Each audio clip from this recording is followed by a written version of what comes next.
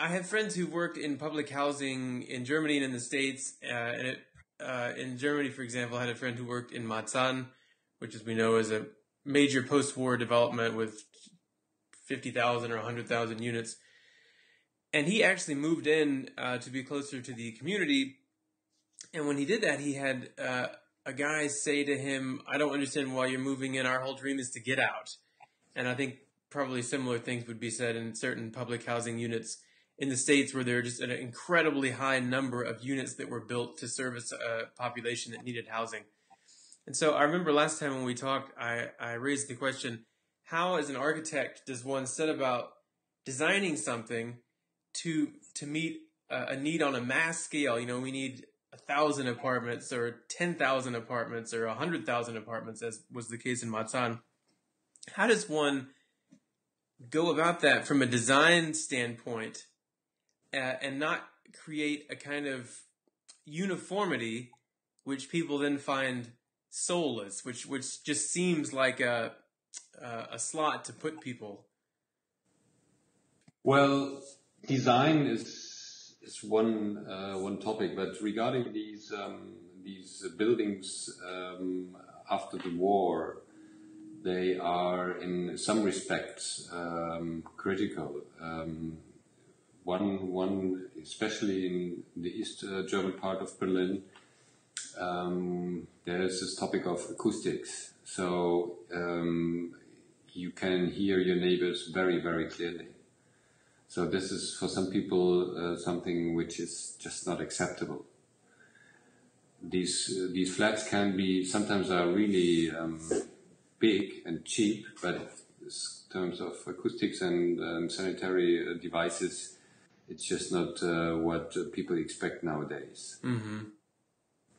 So this can be an argument for people to say we want to get out of here, but for some other people they say I don't care, actually I need a big nice flat.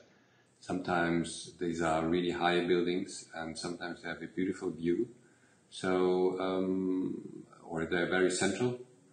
In Berlin it's around Alexanderplatz. There are a lot of buildings which are just center and attractive for some people. Mm-hmm. But design-wise, we have in Germany, we have of course strong regulations for buildings, which make life for architects sometimes pretty hard, especially regarding energy saving regulations and fire regulations and acoustic and everything. So this makes building nowadays really expensive.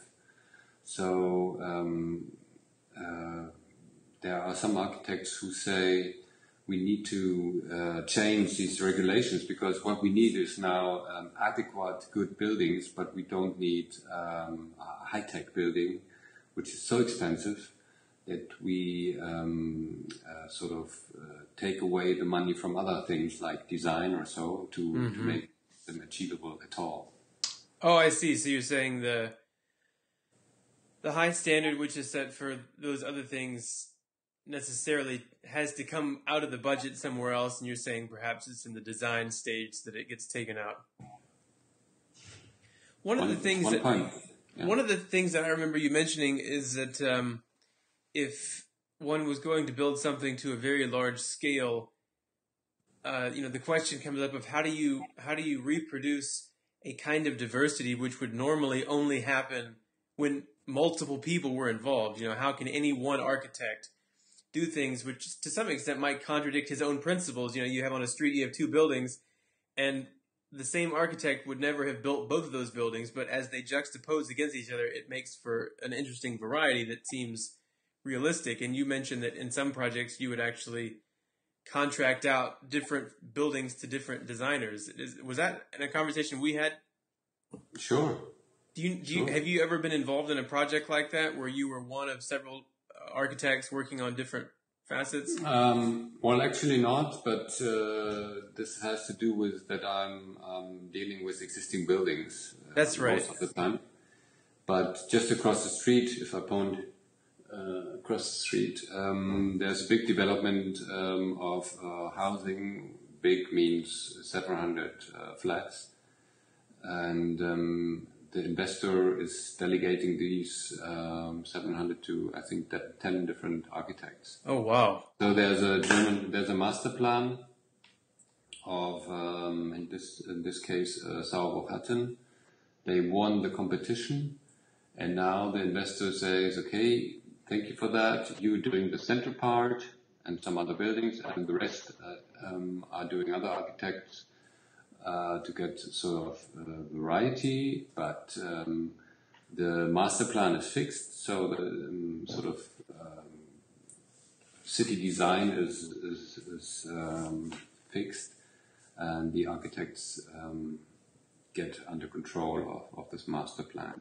This is a common thing to get more variety. Earlier, you mentioned the construction standards in Germany, and that was one of the things which actually drew me into considering, when I was looking at making a bit of a career shift, considered architecture, considered urban planning, and for all my love of my country, it's one of the things that I notice immediately when I come home, that things are not built nearly as well as they are in Germany. So having your understanding of standards and materials that are used in the German context, what are your, let's say you're building a mid-rise, it's 6 stories or something.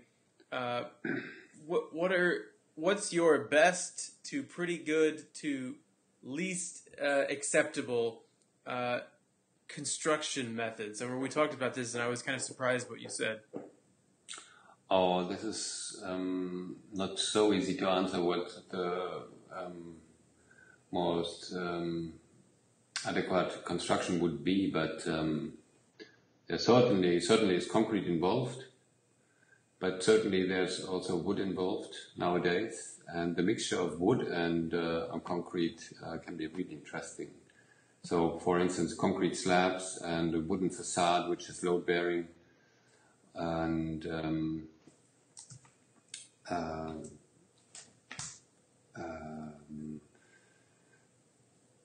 well, in Germany they just realized a high-rise building in wood with Arabs, and so this is going really ahead. This is a really popular construction method. The wood industry is very strong in Germany, so they're really pushing that. And the combination, I think, to concrete, especially in the stair areas and for stiffening the whole house, is necessary, and so this is quite a good thing. In America, you have this wooden construction method quite developed as well, but. Now, by wood, I was confused when you said that, because I thought of kind of the stick frame, but you're talking about timber, like big, huge beams, right? And this is not something that I was really familiar with until you said that, and I was really surprised. But so in a timber frame house, you just have these massive beams that basically, instead of a steel beam, you have a huge timber beam. Is that what you're referring to? Well, you don't have really timber beams anymore. You have slabs made of completely prefabricated wooden slabs. Okay, yeah. Which have a certain height and a width, and they come and are completely finished with electrical installations and everything. And this is more what I think. It's not single beams, but it's slabs, prefabricated facade elements, completely prefabricated.